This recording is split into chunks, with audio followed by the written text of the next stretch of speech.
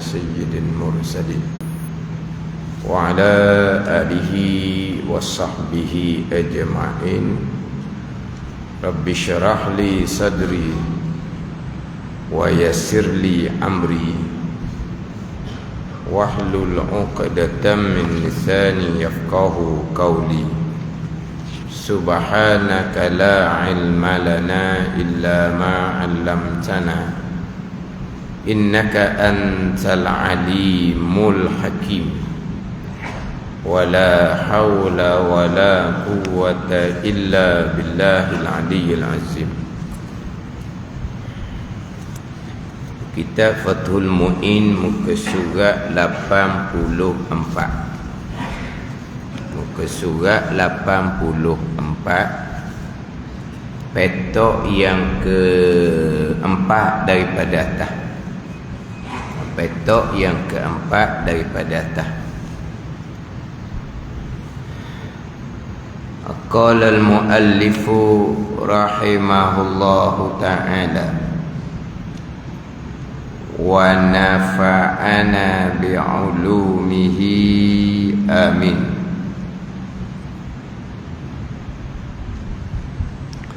Wala yadurru baqa'u launin aw rihin asura zawaluhu walau min mughallazin fa in baqiya ma'an lam yadhur.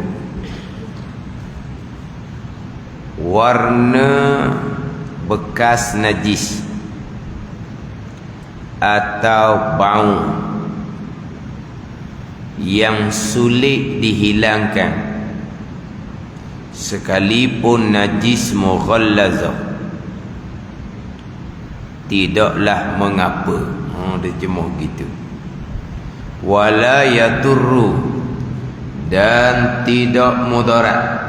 Wala yadurru, dan tidak mudarat.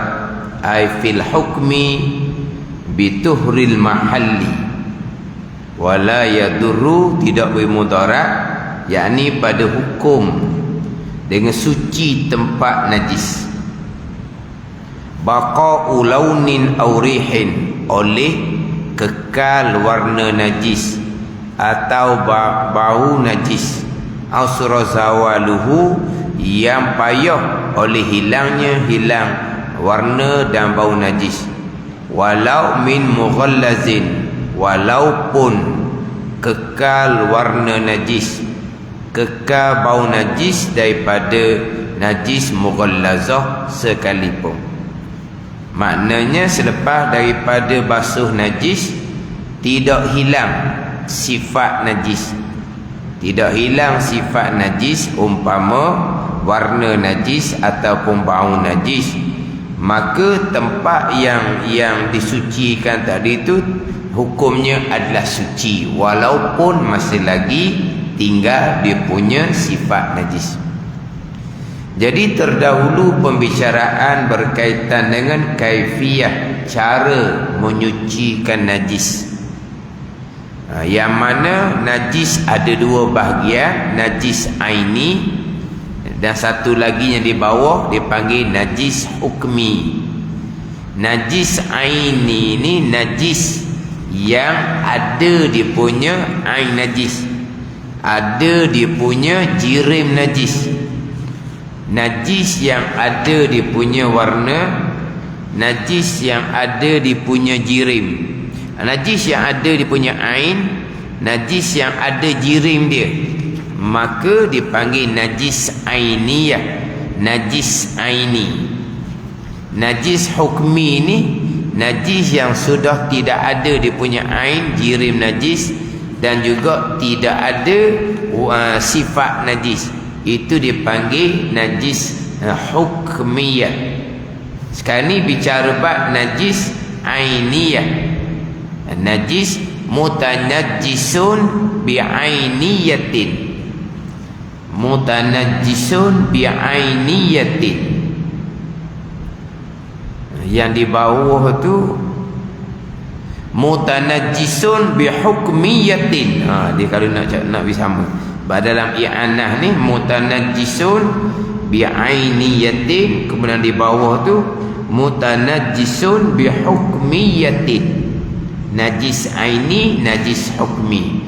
Najis aini, najis yang ada di punya ain najis, ataupun jirim najis, ataupun sifat najis. Itu dipanggil najis aini. Yang mana untuk menyucikan najis aini,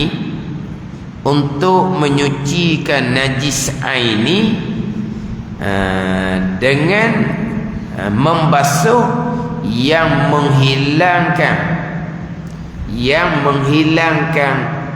ain najis serta dengan sifat najis. Nak menyucikan najis ainiyah, benda yang kena najis, dengan bahawa basuh sampai hilang sifat najis. Untuk suci najis aini dengan bighaslin muzilin li sifatihi, dengan membasuh yang menghilangkan akan sifat najis. Berapa kali tak sebut? Tak sebut berapa kali. Nak basuh najis aini, basuh sehingga hilang sifat najis. Bila hilang sifat najis, sucilah. Berapa kali basuh sampai ke hilang? Sekali ke? 2 kali ke? Basuh sampai ke hilang sifat. Tapi ada sifat najis yang sukar untuk dihilangkan. Nanti akan bicara di bawah. Mana? Contohnya warna darah, sukar untuk dihilangkan. Contohnya bau najis-najis yang agak sukar untuk dihilangkan. Itu bicara di bawah. Mana basuh najis aini ni sampai ke hilang sifat. Apabila hilang sifat, maka selesailah basuh najis aini, kemudian barulah disunatkan meniga. Tidak ada basuh najis 3 kali, tidak ada. Basuh najis hingga hilang sifat najis. Hingga hilang sifat najis. Bila hilang sifat najis, suci. Kalau kata pakaian ke, kalau kata tempat ke, suci pakaian tu yang kena najis, suci tempat yang kena najis, beres, sunat meniga. Ada. Kemudian nak menyucikan najis aini ni, dalam i'anah ni, ai ba'da izalati ainiha, selepas daripada menghilangkan ain dia. Kena jaga molek ni. Dia nak basuh najis, yang pertama buang ain najis. Buang ain najis. Macam sebut minggu lepas lah, kita sekarang ni bukan macam zaman dulu. Zaman dulu latar dianya latar berlubang.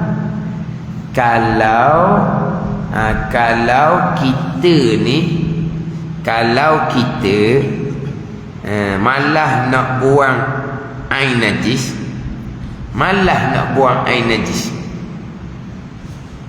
kita boleh siram sahaja air cerek ke atas air najis, maka najis tu akan turun melalui lubang latar. Tak ada masalah. Tapi sekarang ni latar semin, latar papang yang dirapatkan, dia tidak akan ada lubang. Ada ni. Kalau kita tidak buang air najis, maknanya kalau kata tahi ke muntah ke atas lantai kita tak buang, air kencing kita tidak lap, ada ni tahi muntah, kita cerita hok geli-geli tahi muntah atau geli, air pun apa? Gelilah. Tahi muntah kita tidak hilangkan. Air kencing kita tidak keringkan. Kita pun ambil air. Air walaupun satu baldi. Kita pun siram atas najis berserta dengan air najis. Maka air atas lantai tu keseluruhannya dihukumkan najis, walaupun air itu tidak berubah sekalipun. Pada ni sebab apa? Sebab air yang berhimpun di lantai itu dipanggil sudah bertambah timbangan. Liter air sudah bertambah. Liter air bertambah dengan maksud apa? Sebab sudah bercampur dengan air najis, jirim najis. Maka dipanggil timbangan air sudah bertambah. Walaupun air itu tidak berubah, air itu tetap dihukumkan najis sekalian hak bertakung atas latar.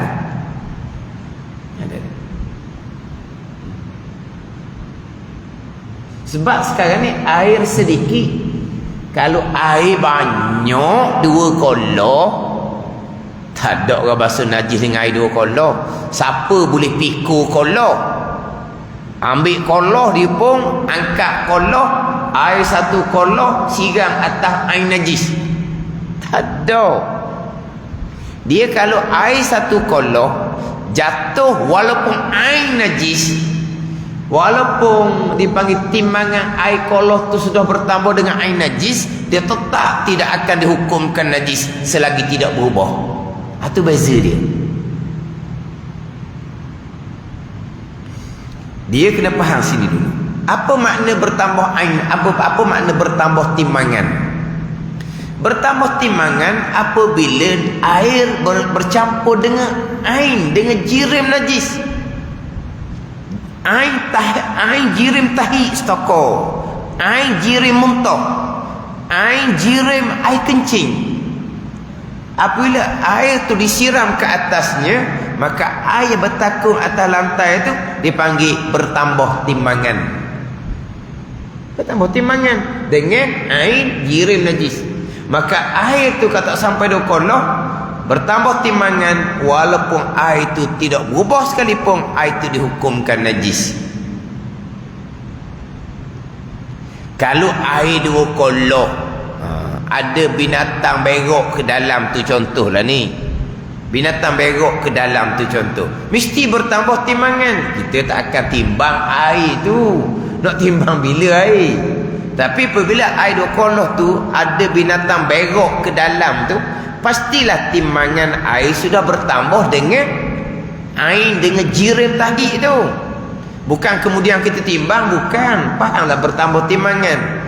Walaupun air kolor tu bertambah timbangan dengan air ataupun jirim najis, air 2 kolor tidak akan dihukumkan najis selagi tidak berubah. Berbeza dengan air yang tak sampai 2 kolor. Berbeza dengan air yang tak sampai 2 kolor. Bila air tak sampai 2 kolor, najis bercampur dengan air yang sedikit, dipanggil air yang sedikit, air tak sampai 2 kolor lah. Contohnya 1 baldi, memang jauh daripada 2 kolor. Baldi besar sekalipun dipanggil air sedikit. Bertambah timbangan apabila air najis, jirim najis tidak dihilangkan terlebih dahulu. Maka bila siram air ke atas air najis, jirim najis itu, air 1 berdi akan bertambah timbangan. Air 1 berdi di lantai yang duduk mengalir itu najis sekaliannya. Tapi air itu tak berubah sekalipun. Sebab apa? Bertambah timbangan dengan air ataupun jirim tahi, ain ataupun jirim muntah, ain ataupun jirim air kencing. Kalau latar tu ada lubang, memang najis sungguh. Tahi, muntah, kencing itu kita pun siram air ke atasnya. Air yang disiram pasti bertambah timbangan. Memang sahih najis, tapi dia segera masuk celah latar. Tu tak using tu. Ada. Dia akan terus masuk celah latar. Sesalah. Ni orang dulu senang. Tapi sekarang latar berlubang. Ada lagi rumah latar berlubang? Ada. Rumah saya duduk memang latar papan, tapi tak ada lubang. Sebab dia dia rapatkan, tak ada lubang.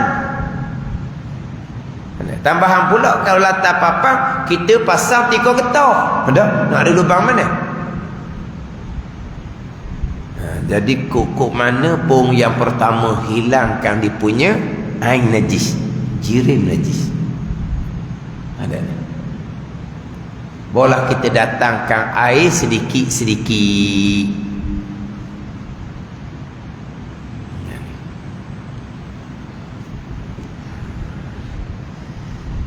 Sebab kalau kita bicaralah mutanajjisun ni benda yang kena najis, sama ada pakaian ataupun tempat. Jadi kita bicara tempat lah mudah. Sebab kalau tempat pastilah air akan datang ke atas tempat najis. Sebab di bawah tu petok bawah sekali. Petok bawah sekali tu ambil molek. Petok bawah sekali tu ambil molek. Dan disyaratkan pada suci tempat yang kena najis datang oleh air yang sedikit ke atas tempat najis. Itu syarat dia. Jangan najis datang ke atas air yang sedikit. Ini yang kita bicara. Kita faham sini, kita fahamlah mesin basuh. Membasuh pakaian yang kena najis menggunakan mesin basuh menepati tak syarat. Kalau menepati syarat, suci pakaian najis yang dibasuh dengan menggunakan mesin basuh. Kita faham ayat kita. Sebab sekarang ni hak mesin basuh ni ada yang kata suci, ada yang kata tak suci. Hak saya belajarnya suci. Hak pakaian yang diyakini najis.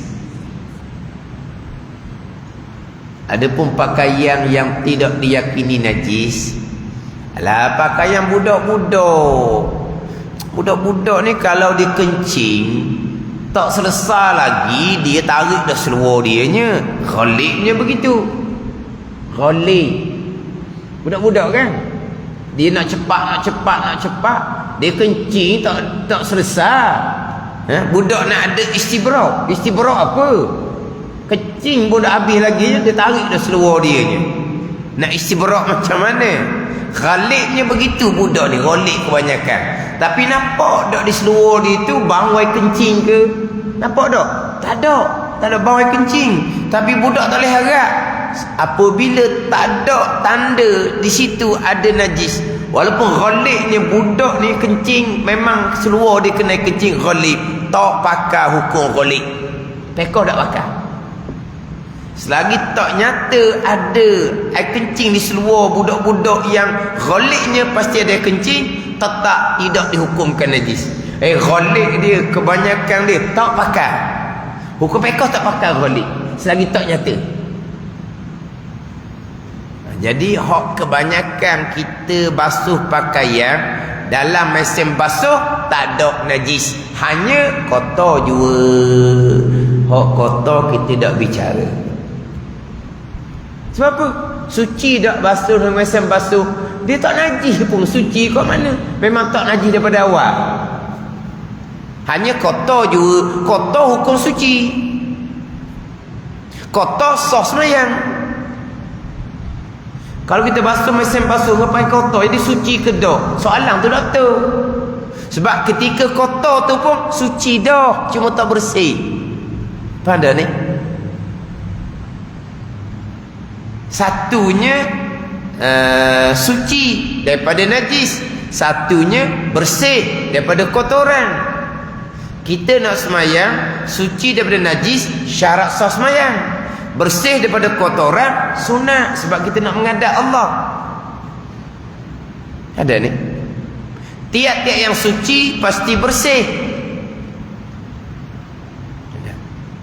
Tiap-tiap yang suci Tiap-tiap yang bersih pasti suci. Yang suci terkadang kotor. Kalau bersih pasti suci. Kalau suci, bersih pun panggil suci, hak kotor pun panggil suci. Sebab kotor tidak najis. Pakaian kita berpeluh-peluh, busuk pakaian kita, bersih ke kotor? Kotor lah sebab busuk. Suci ke najis? Suci, bukan najis. Peluh bukan najis. Sekarang ni pakaian tu busuk sangat dah. Sehari buat kerja berpeluh-peluh, busuk pakaian tu. Bersih ke kotor kalau busuk gitu? Kotor lah. Dan kalau busuk gitu, suci ke najis? Suci ke najis? Suci. Sah tak sembahyang dengan baju hak busuk? Sah sebab suci. Tapi kotor. Ada. Kalau sebut kata bersih pasti suci. Sebut kata suci termasuk yang kotor pun panggil suci. Suci lawannya najis. Yang najis pasti kotor. Yang kotor tidak semestinya najis. Yang najis tahi kotor. Yang kotor peluh busung tidak najis. Kena beza situ. Jadi kalau basuh menggunakan mesin basuh hanya pakai kotor, suci dah basuh pakaian kotor dengan mesin basuh, soalan tu tak betul sikit habuk. Pakaian yang diyakini najis, bukan kebanyakan, bukan jangka-jangka ni, yakin najis. Memang kita kencing, air kencing kita kena di seluar kita contohnya, itu yakin najis, baru timbul persoalan. Pakaian yang najis, yang yakin ni menggunakan mesin basuh jadi suci ke tidak? Kita belajar mulai syarat dia. Syarat nak menyucikan najis mutawassitah. Syaratnya air datang, air bertakun di tempat yang sama, tidak ada isu. Tidak ada isu.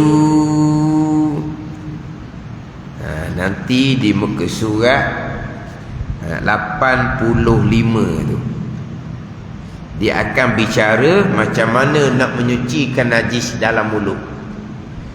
Dia akan bicara macam mana nak menyucikan najis dalam bekah. Adakah cerita nanti nak menyucikan najis dalam mulut? Nak menyucikan najis dalam mulut dengan bahu kita masukkan air ke dalam mulut, kita berkomo-komo, kita pun ludah. Begitulah dah. Mulut kita berdarah, najis.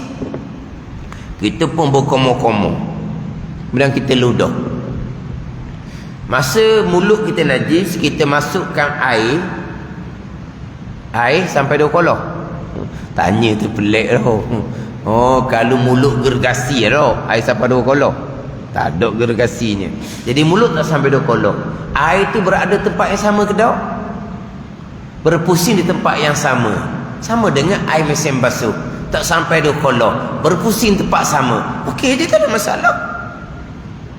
Dia kena air berlari. Kalau kena air berlari, mulut ada najis, dia kena nganga. Lepas tu ambil air pahit tembok, air masuk keluar, air masuk keluar, air masuk keluar. Gitu ke? Tak, kita kata tak. Kita masukkan air, kita kocok, kita ludah. Suci mulut kita. Mulut kita najis, air masuk dalam mulut kita, air sedikit sampai 2 kolok, air berada di tempat yang sama, kita pusing je dalam mulut. Suci ya? Sama yang mesin basuh. Mesin basuh air tempat sama, tak ada isu. Nanti dah kita pula Ustaz 45 nak basuh najis, nak bekas yang kena najis, beldi kena najis. Macam mana cara dia?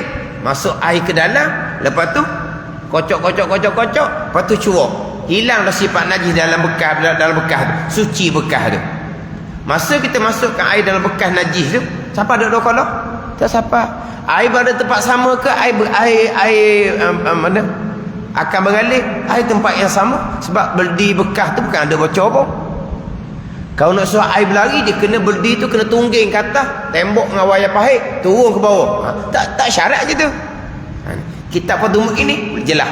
Mesin basuh memang suci, memada untuk menyucikan pakaian najis. Biasa alasannya kerana air berada tempat yang sama. Tak apalah, kita ambil kitab.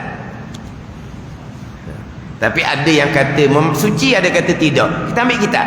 Yang saya mengaji dengan almarhum Babun Nabjuni Kerandang memang suci. Pakaian yang diyakini najis menggunakan mesin basuh memang suci. Cara mesin basuh beroperasi untuk menyucikan najis bertepatan dengan syarat dalam kitab kita ni.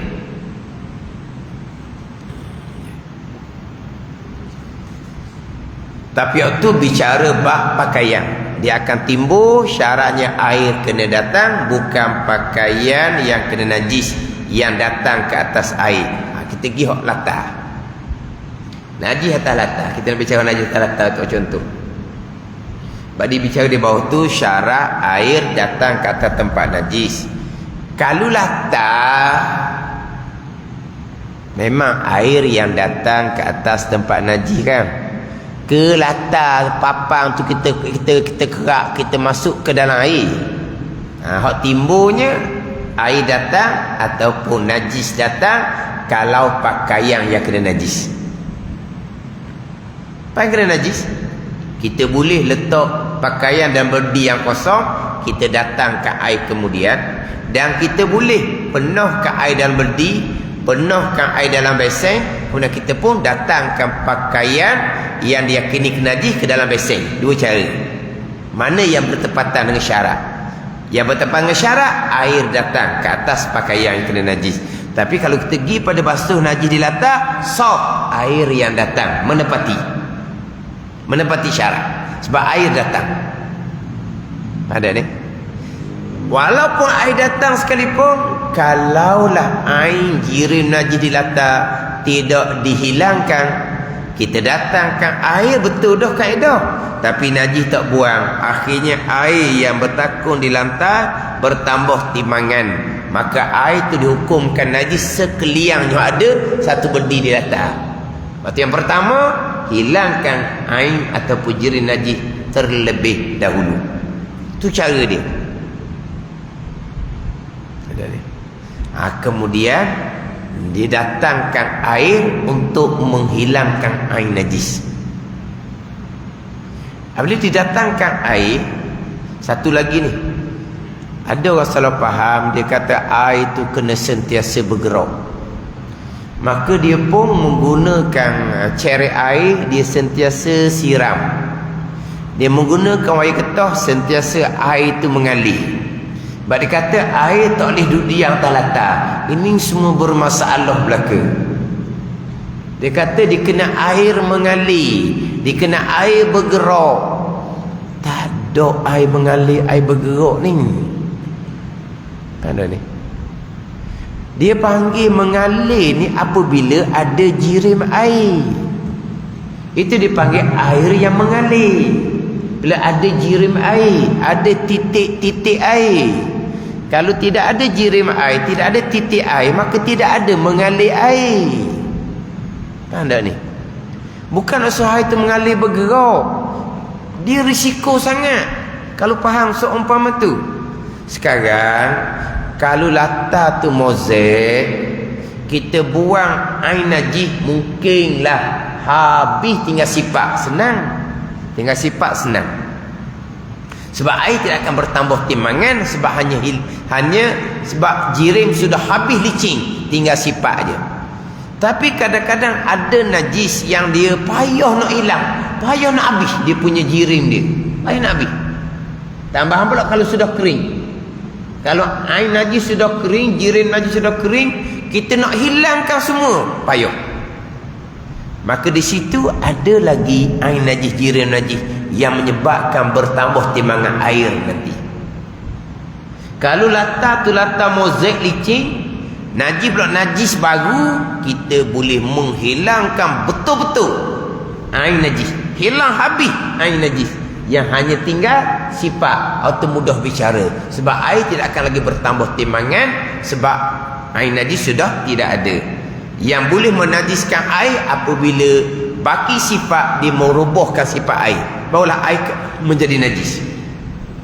Tetapi kalau di lantai itu masih lagi ada jirim najis, walaupun kita buang, tapi oleh kerana jirim najis itu kerah dah, air najis itu kerah dah, maka bila kita siram air, memang air itu tetap hukum najis. Sebab apa? Sebab dia sudah bercampur dengan jirim air najis yang kerah tadi jadi lembut. Asalnya air najis kerah, sebab dia lama dah, kering dah. Kita buang sekadar yang kita boleh buang. Kita pun datangkan air, permulaannya tetap di lantai masih lagi ada air jirim najis yang kering tadi, yang akhir jadi lembut balik, dia akan menyebabkan bertambah timbangan air di lantai. Air itu najis di lantai.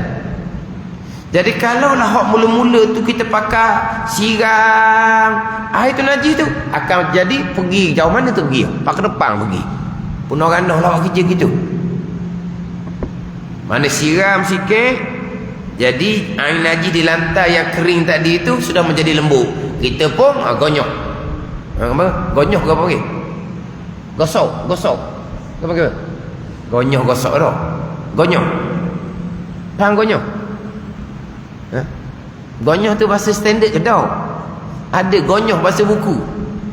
Fahamlah, tak apalah, gonyok pun. Dia gonyok, memang air bertambah timbangan. Najis air bertakun di lantai tu. Lepas tu jangan siram air sampai ke air mengalir jauh-jauh. Ni main dengan najis ni kena cermat. Maka jelas air tu najis. Kita pun ambil kain basah ke, kita pun likung. Kita lap. Berhati-hati sebab najis. Kita pun pergi basuh kain tu di sink. Basuh habis. Basuh. Di lantai tu masih lagi hukum najis.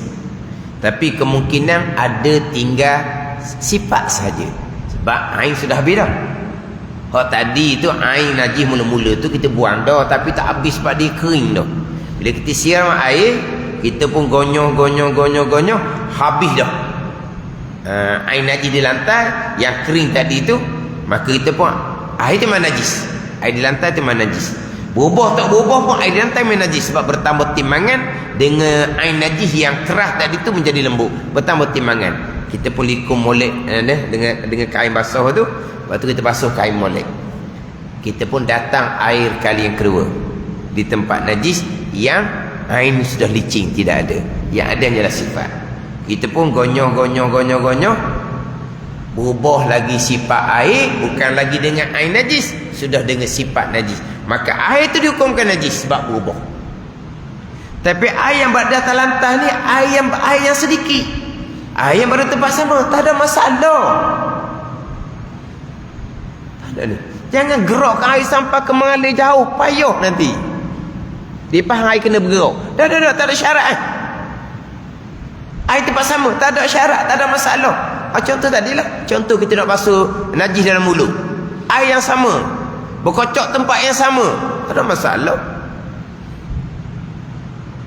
Ni comel kitab Fathul Mu'in kita ni. Jadi kita pun gonyong, berubah juga najis air tu. Kita pun ambil kain, kita lap molek, kita basuh balik kain tu. Basuh baik kain. Ada. Kita berdatang kali yang ketiga. Kita bergonyong, tak ada benda dah latar tu. Air tidak berubah. Maka latar tu hukum suci. Air tu dipanggil air mustakmal. Air berubah tadi air najis. Kali yang ketiga, kali kedua, tiga, empat kita kena. Kali yang ketiga kita pun datangkan air, kita pun gonyong, tak ada benda dah. Sifat najis di lantai tu hilang belaka dah, air tidak berubah. Lantai hukum suci, air yang bertakun di lantai mustakmal. Ini dipanggil air mustakmal.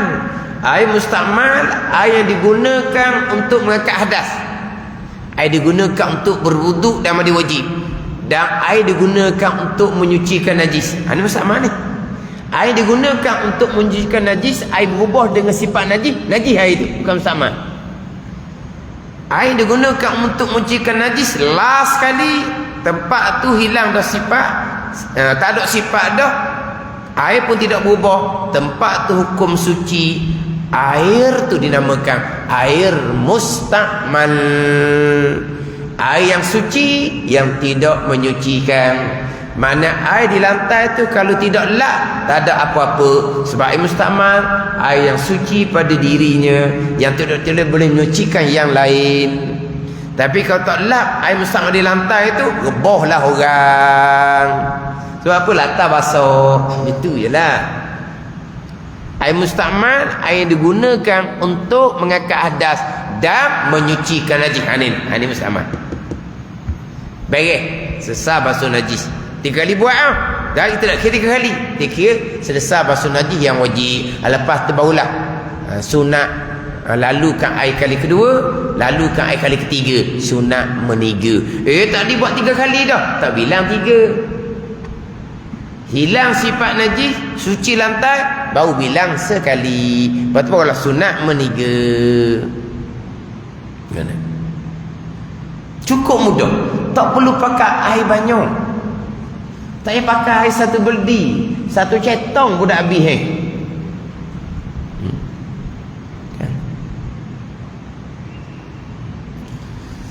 Kalau orang cerdik lagi, nampaknya najis di lantai tu kering dah, mana buang pun dia payah nak hilang air tu, tak ada apa-apa. Ambil kain, lembapkan kain, ambilkan lembab tu, gahar di pada, gosok di atas air najis yang keras. Gosok, lipat, habis dah air najis di lantai yang kering, yang keras. Dia tinggalnya sifat aja. Maka kita pun kain tu, kita najis, kita basuh. Kita datang kain atas tempat najis tu, sekali 2 kali habis sifat najis, suci lantai.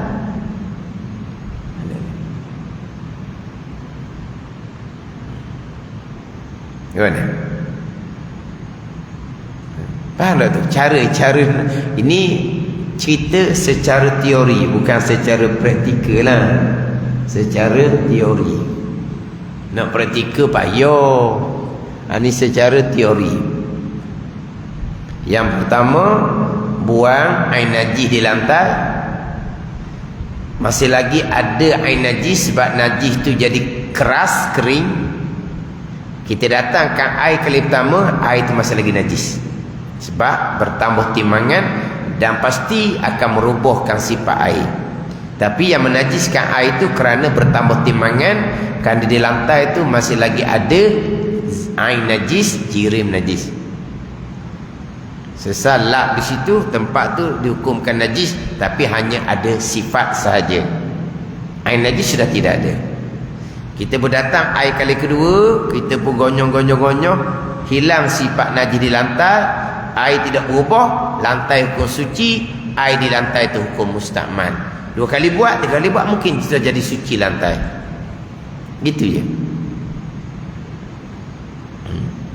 Tetapi kalau air najis hok mula-mula tu, ia masih lagi basah, dia hilangkan air najis atas lantai mozaik itu, memang sampai ke licin, tak ada langsung air najis, yang tinggal hanyalah sifat. Kalau sifat tu tak banyak, sebab lantai tu lantai mozaik licin, masa buang air najis dengan tisu tu dia sampai ke kena tanda no lantai tu kat mana, nanti tak jumpa cari nanti. Dah dia najis baru. Mana tahi ayam merok tu baru, muntah air kencing baru, kalau dia ambil tisu segera, sifat najis tak berapa lekat lagi lantai tu. Lepas tu masa dibuang air najis tu, memang sampai ke sifat pun tak pernah ada di lantai tu. Kalau seumpama tu datang air kali yang pertama, gonyoh, hilang sifat najis di lantai, air tidak berubah, lantai hukum suci, air mustakmal lalu dah kali pertama. Gitu je. Kalau lantai tu licin mozaik, najis baru, tak lekat pun lagi sifat di lantai tu, segera buang air najis. Sampai ke di mana najis tu berada, kena tanda. Sebab apa? Tak nampak dah. Kena tanda payah pula kaki kan kena merangkak, cium kat mana kena tanda. Sebab apa? Tak ada benda dah. Cuma ada lagi lah sedikit sifat najis. Dia pun datang air pertama kali, dia pun gonyoh-gonyoh, gosok, hilang sifat najis di lantai, air tidak berubah, lantai hukum suci, air hukum mustakmal, beres. Sunat meniga selepas daripada tu. Sunat je lah. Kan? Tapi yang pasti kena ingat, ain jirim kena buang terlebih dahulu. Kalau tidak, tak jadi.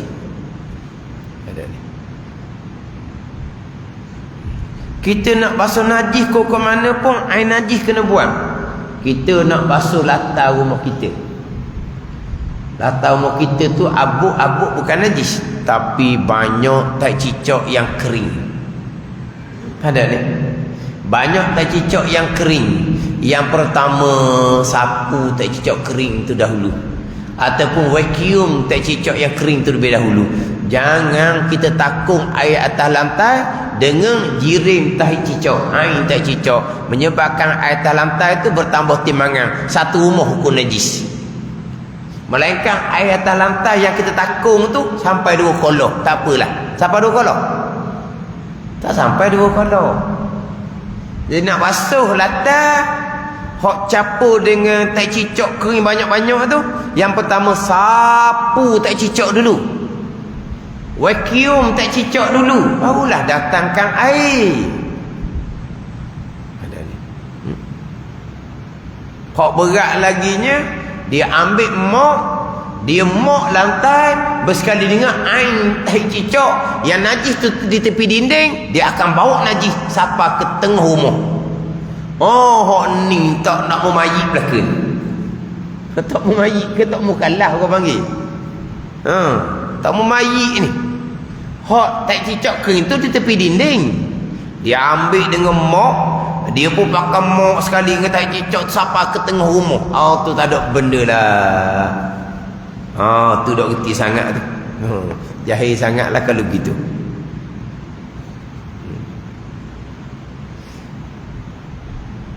Ikut kaedah molek, cara kena molek mudah sangat, air sedikit sahaja. Mudah serta air sedikit sahaja. Tak payah pakai air banyak. Mana kalau pakai air secerek tu pun kira banyak dah. Kalau dulu kan banyak menggunakan air cerek, dia senang. Buat air cerek dia pun basuh najis, senang lah. Dia pakai air cerek. Maknanya air secerek takkan habis. Tapi kena buat ikut cara dia molek. Yang pertama, buang dia punya air jirim najis dahulu. Nak molek sampai ke licin, tapi terkadang payah nak licin sebab terkadang air najis sudah kering. Jadi tak jadi nak habis. Mana kita datang ke air mula-mula, pasti air itu akan bertambah timbangan dengan air najis yang kering. Jadi kalau kita menggunakan air cerek yang berpanjangan, kita siram, air pahit yang berpanjangan kita buka pahit, maka air najis tu akan mengalir sampai ke tengah rumah. Oh, tu payah nak kejar semula tu, payah. Tuang air dan cerek, mari air pahit, lepas tu berhenti, biar air tu berada di tempat yang sama, jangan bagi air tu mengalir ke lain. Air berada di tempat yang sama, tak ada masalah. Air kena mengalir dengan makna ada jirim air, ada titik-titik air, bukan air nak kena bergerak. Kena faham situ. Biasa orang salah fahamnya, air duduk tempat yang sama, tak ada apa-apa. Najis, air yang sedikit sudah bersekali najis, tak ada apa-apa, sebab air najis sudah kita buang. Tapi kalau air berada di tempat najis bersama dengan air najis, air itu akan jadi najis kerana air itu bertambah timbangan. Tapi air najis sudah tidak ada, tapi air sedikit sudah bertakun di tempat najis, air sudah bersentuh dengan najis, tidak akan dihukumkan air itu najis walaupun sudah bersentuh najis selagi air itu tidak berubah. Sebab air itu datang ke atas tempat najis, bukan najis yang datang ke atas tempat air. Hak najis datang ke tempat air tak akan bicara. Hak pakaian. Kita biasakan lantai. Lantai pasti air datang ke atas tempat najis. Air pun bertakung di tempat yang sama. Air yang sedikit tempat yang sama. Air sudah bersentuh dengan lantai najis, tidak akan dihukumkan air itu najis. Sebab air datang. Bila hukum air itu najis? Apabila berubah air itu dengan sifat najis.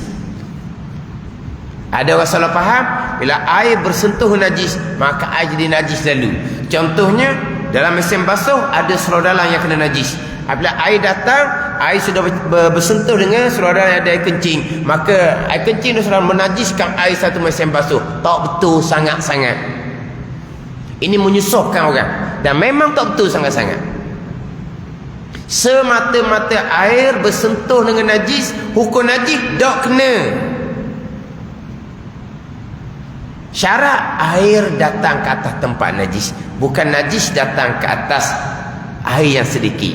Air datang ke atas tempat najis, air sedikit lah ni. Kalau air 2 kolor, kita ambil pakai najis, kita gonyoh dalam air 2 kolor, tak ada apa-apa pun.